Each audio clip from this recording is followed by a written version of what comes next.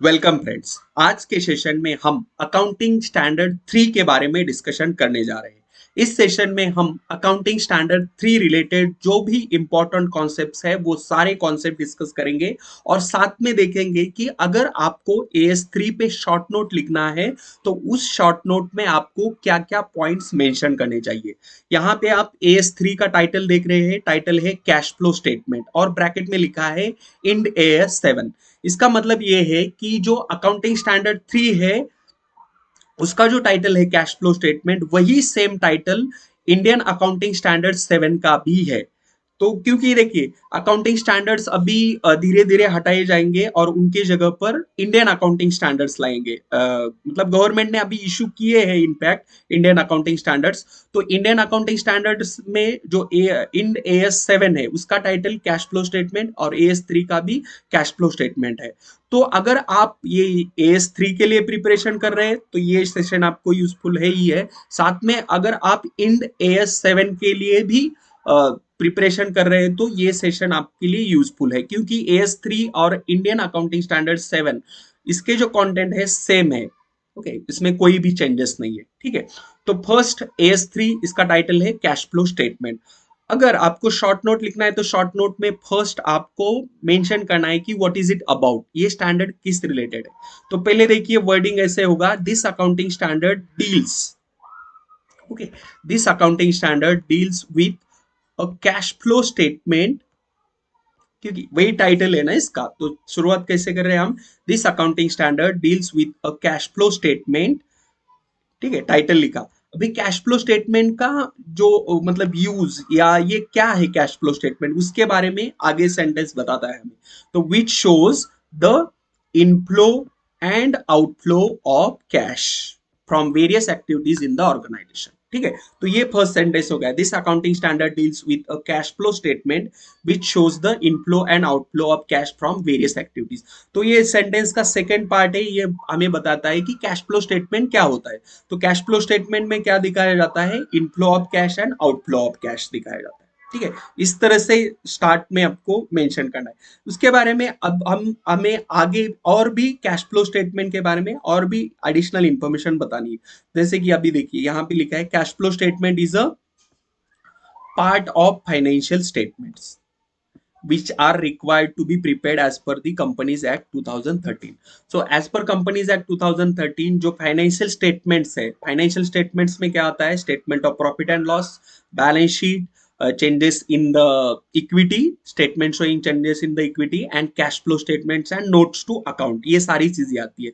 तो cash flow statement is a part of financial statement, it means it is compulsory to prepare a cash flow statement. Okay, हर company को cash flow statement prepare करना ही होता है। Okay, आगे जाके ये सेंटेंस कहता है कि it shows the ability of an organization. तो अभी ये कैश फ्लो स्टेटमेंट का यूज क्या है इसके बारे में सेंटेंस है। तो it shows the, it means cash flow statement shows the ability of an organization to generate the cash and utilize it. Okay, तो ये कैश फ्लो स्टेटमेंट क्या शो करता है, it shows the ability of the organization to generate the cash and utilize it. ठीक है, तो ऐसे introductive paragraph में आपको इंफॉर्मेशन लिखना है। और देखिए स्टूडेंट, आपको किसी भी अकाउंटिंग स्टैंडर्ड पे अगर शॉर्ट नोट लिखना है तो आप पहले अकाउंटिंग स्टैंडर्ड के बारे में लिखिए कि व्हाट इज इट अबाउट, इसी तरह से स्टार्ट करना। ठीक है, उसके बाद नेक्स्ट इंपॉर्टेंट पार्ट है, that is next second important point is that is applicability of accounting standard. तो ये जो अकाउंटिंग स्टैंडर्ड है, ये अकाउंटिंग स्टैंडर्ड कौन कौन से ऑर्गेनाइजेशन के लिए एप्लीकेबल होता है ये लिखना है। क्योंकि हमें पता है टोटल 32 अकाउंटिंग स्टैंडर्ड्स है और सारे अकाउंटिंग स्टैंडर्ड सारे ऑर्गेनाइजेशन के लिए एप्लीकेबल नहीं होते। उसमें से कुछ ही एक ऑर्गेनाइजेशन के लिए एप्लीकेबल होते हैं, क्योंकि अकाउंटिंग स्टैंडर्ड्स मतलब डाइवर्स है, बहुत सारे टाइटल्स है उसमें। ठीक है, तो सेकंड पैराग्राफ में सेकंड पॉइंट में आपको क्या मेंशन करना है, इस अकाउंटिंग स्टैंडर्ड की एप्लीकेबिलिटी, कि ये अकाउंटिंग स्टैंडर्ड कौन कौन से ऑर्गेनाइजेशन के लिए एप्लीकेबल है। तो यहाँ पे वर्डिंग कैसे हुआ है, AS3 is applicable to the following organizations. तो इसमें कौन कौन से ऑर्गेनाइजेशन आते हैं वो लिखना है। First, organisations having turnover of ₹50 crore or more. Okay, ऐसी कंपनी, ऐसा ऑर्गेनाइजेशन जिसका टर्नओवर 50 करोड़ और उससे ज्यादा है। अगर प्रीवियस ईयर में उसका टर्नओवर 50 करोड़ और उससे ज्यादा है तो उसे ये अकाउंटिंग स्टैंडर्ड एप्लीकेबल होगा। इसका मतलब क्या हुआ, अगर किसी ऑर्गेनाइजेशन का टर्नओवर 50 करोड़ से कम है, 50 करोड़ से कम है, तो उस ऑर्गेनाइजेशन को ये अकाउंटिंग स्टैंडर्ड एप्लीकेबल नहीं है। ठीक है, तो ये इंपॉर्टेंट पॉइंट होता है कि अकाउंटिंग स्टैंडर्ड्स कौन कौन से ऑर्गेनाइजेशन के लिए applicable. First, organization having turnover of rupees 50 crore or more. Second point, organization having borrowings of rupees 10 crore or more. अगर किसी कंपनी ने, किसी ऑर्गेनाइजेशन ने 10 करोड़ से ज्यादा के बोरोविंग्स किए हैं, यानी लोन लेके रखा है 10 करोड़ और उससे ज्यादा का, तो उस ऑर्गेनाइजेशन के लिए भी अकाउंटिंग स्टैंडर्ड 3 एप्लीकेबल होगा। ठीक है, उसके बाद नेक्स्ट, नॉन एसएमसीज। ओके, तो ये एसएमसीज का फुल फॉर्म होता है स्मॉल एंड मीडियम कंपनीज। अगर company small and medium company इस कैटेगरी में आती है तो उस कंपनी को ये अकाउंटिंग स्टैंडर्ड 3 एप्लीकेबल नहीं होगा। यहाँ पे वर्डिंग कैसे देखिए, नॉन एसएमसीज, मतलब ऐसी कंपनी जो कंपनी एसएमसीज नहीं है, स्मॉल एंड मीडियम कंपनीज नहीं है, उनके लिए ये अकाउंटिंग स्टैंडर्ड 3 एप्लीकेबल होगा। ठीक है, तो एप्लीकेबिलिटी में ये 3 पॉइंट है। फर्स्ट, 50 करोड़ का टर्नओवर, देन 10 करोड़ के बोरोविंग्स एंड नॉन एसएमसीज। ठीक है, ये हो गई इंट्रोडक्टरी इंफॉर्मेशन एंड एप्लीकेबिलिटी। ठीक है, उसके बाद अभी ये जो अकाउंटिंग स्टैंडर्ड है इसके बारे में कुछ डिटेल में इंफॉर्मेशन लिखनी है आपको। अभी यहाँ पे देखिए टाइटल के सेंटेंस क्या कहता है कि according to AS3 cash flows are classified into the following three categories. Okay, so according to this accounting standard जो कैश फ्लोज है, किसी भी ऑर्गेनाइजेशन के कैश फ्लोज है, वो कैश फ्लोज 3 कैटेगरीज में क्लासिफाई किए गए। तो वो 3 कैटेगरीज कौन कौन सी है? So first category, cash flows from operating activities. Second category, cash flows from investing activity. And third category, cash flows from financing activity. तो ये 3 activity, operating activity, investing activity and financing activities. Okay, तो ये जो part है अभी जो हम discuss कर रहे हैं, ये मेन पार्ट है इस अकाउंटिंग स्टैंडर्ड का।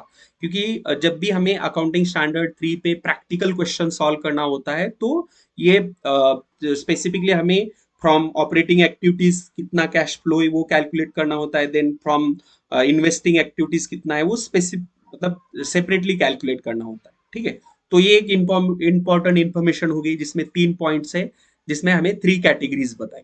ठीक है, अभी ये जो तीनों कैटेगरीज है, ये तीनों कैटेगरीज हमें डिटेल में डिस्कस करनी कि operating activities means what and उसमें कौन कौन से ट्रांजेक्शन आएंगे, इन्वेस्टिंग एक्टिविटीज मींस व्हाट उसमें कौन कौन से ट्रांजेक्शन आएंगे, and financing activities means what उसमें कौन कौन से आते हैं। ठीक है, तो फर्स्ट स्टार्ट करते हैं ऑपरेटिंग एक्टिविटीज के साथ। देखिए, ऑपरेटिंग एक्टिविटीज वो एक्टिविटीज होती है जिस पर्पज के लिए ऑर्गेनाइजेशन इस्टेब्लिश किया होता है। ओके, मानिए एक ट्रेडिंग कंपनी है, ट्रेडिंग कंपनी का मेन काम क्या होगा? फिनिश गुड्स को परचेस करना और उन्हें सेल करना, तो ये उनकी ऑपरेटिंग एक्टिविटी होगी। अगर कोई कंपनी मैन्युफैक्चरिंग कंपनी है तो उनकी मेन एक्टिविटी, ऑपरेटिंग एक्टिविटी क्या होगी? Manufacturing of the goods. तो उसी तरह से जो कोर एक्टिविटीज होती है बिजनेस की, जिस पर्पज के लिए बिजनेस इस्टेब्लिश किया जाता है, उसे हम ऑपरेटिंग एक्टिविटी या कोर एक्टिविटीज कहते हैं। तो उन एक्टिविटीज से जो भी कैश का इनफ्लो एंड आउटफ्लो होता है वो ऑपरेटिंग एक्टिविटीज में रिकॉर्ड करना होता है। ठीक है, तो यहां पे देखिए, operating activities are the main revenue generating activities of the organization. Okay, जिस पर्पज के लिए ऑर्गेनाइजेशन इस्टेब्लिश किया है वही तो मेन रेवेन्यू जनरेटिंग एक्टिविटीज होगी ना। तो इसलिए सेंटेंस किया है कि operating activities are the main revenue generating activities of the organisation. It includes those business activities for which the business organization is established। Okay, जिस पर्पज के लिए बिजनेस ऑर्गेनाइजेशन इस्टेब्लिश किया था वही एक्टिविटीज इसमें आते। Following are the examples of cash flows from operating activities. तो operating activities से कौन कौन से कैश फ्लो, उसके एग्जांपल्स है। फर्स्ट देखिए, cash receipts from sale of goods. Okay, तो अगर ट्रेडिंग ऑर्गेनाइजेशन है और कोई सर्विस ऑर्गेनाइजेशन है तो उनका कैश रिसीप्ट्स फ्रॉम सेल और गुड्स और सर्विसेज।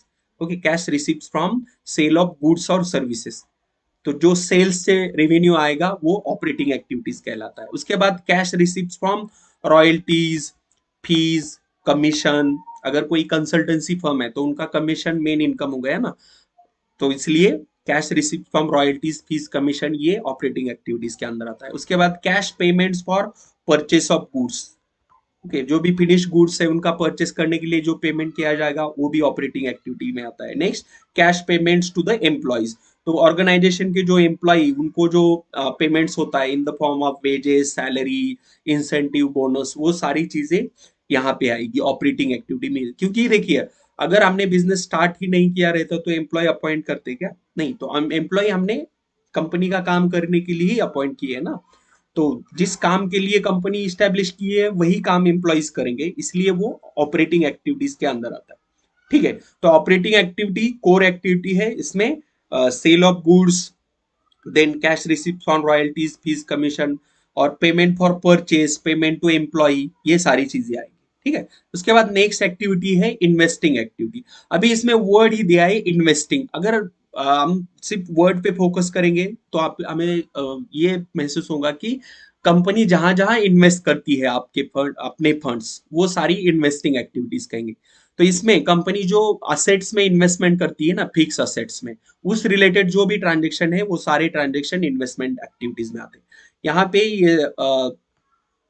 ये पैराग्राफ कहता है कि activities related to the acquisition and disposal of fix assets, मतलब फिक्स असेट्स परचेस करने और उनको सेल करने से जो भी कैश फ्लोज होते हैं वो इन्वेस्टिंग एक्टिविटीज में आते हैं।